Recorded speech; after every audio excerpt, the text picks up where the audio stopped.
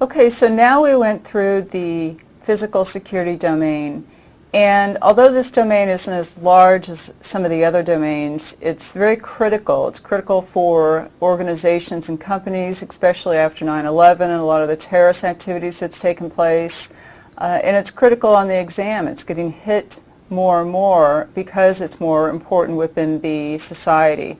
So although it's a smaller domain, it's very important that you spend a lot of time and understand the concepts that we've walked through so far. Now, we talked about the facility location, meaning where are you going to put your location based upon the surrounding environments. We talked about construction materials, which is the type of material you're going to use to build your facility based on the threats that you have. So we went through the different types of timber and how long, what their hour burn rate is. We talked about if you need to use actual concrete.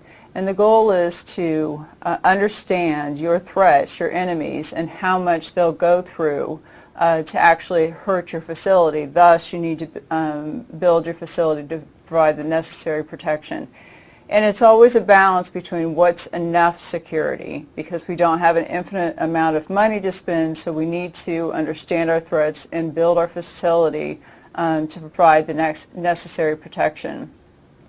We also went through a little bit about the risk assessment. We didn't cover the risk assessment in this domain as much as we did in the first domain. We went into the first domain, we talked about how to do a full risk assessment and the different steps. But that applies to physical security too, because you need to understand your vulnerabilities, your threats, your potential business loss. So every company needs to carry out a physical risk assessment to understand what they need to put in place. It's important that you know the different pieces of an actual physical security program, and that's deterrence, delay, detection, assessment, response. And so for deterrence, what controls do we put in place to try to deter attackers from even doing anything to our environment? And that would be, fences or security guards. And then the delay. What are the things that we could put in place to delay anybody who's actively trying to get into our facility? And that would be locks and things that they can get around, but the goal is to delay them so that they can be recognized, or some type of attack can be recognized and there would be a response. Detection means that there's needs to be some type of motion detectors or alarms set in place to be able to detect if something bad's going on. Assessment means we need to know how to carry out an assessment after there's, let's say that a place has been robbed. Well, what steps do we go through? Who do we call? What about collection of evidence? So we need all of that laid out before it actually happens, so we do it in a standardized method. And the last piece of the program is response, which means we have to be planned for being able to respond to different situations. We need to be able to respond for emergency situations. If people are hurt, somebody needs to know CPR, we need to have a first aid kit. We need to have our contact numbers for the fire department, the police station. All of that needs to be put in place, documented, so that it can be carried out when it's a very chaotic environment. We talked about electrical issues and the problems that can cause if there's disruption in the power that's coming into the environment, and the type of things that would cause problems. And then we also went through the countermeasures that should be put in place.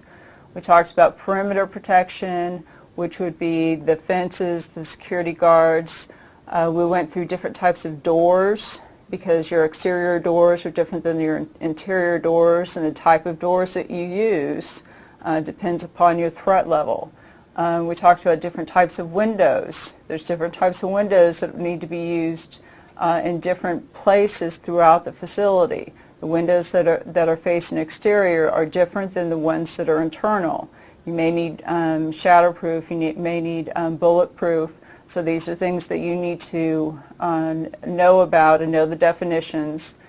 We went through the intrusion detection, which is, there's a lot of different types of intrusion detection, and a lot of us think of those as motion detectors, but they're not all motion detectors. And you need to know the different types of intrusion detection, like proximity actually creates its own magnetic field, and it detects any type of frequency changes. There's an acoustic that's listening for sound.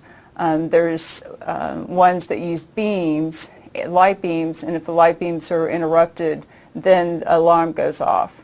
So you need to know all those different types. And you really need to pay attention to CCTV. The CCTV is what the guards use to be able to monitor all the different areas at one time. The exam really hits this topic a lot. So you need to know the types that are available, things like, is there going to be light where you're monitoring? Is it going to be dark? What is the field of vision? Is it like looking at a whole large parking lot, or is it looking just at like the front entrance? There's different types of lenses that you'll need to be aware of, and it depends upon what you're actually watching for and what type of environment your CCTV is going to be in. And we went through fire protection. You need to know the classes of the fires, the countermeasures that are used to suppress the fires, all the best practices, and that halon isn't being used anymore. The best replacement for halon is FM200. We went through different types of we went through different types of water sprinklers that are used for fire suppression, and that would be wet pipe, dry pipe, pre-action, deluge. So these are some of the critical things that you definitely need to be aware of.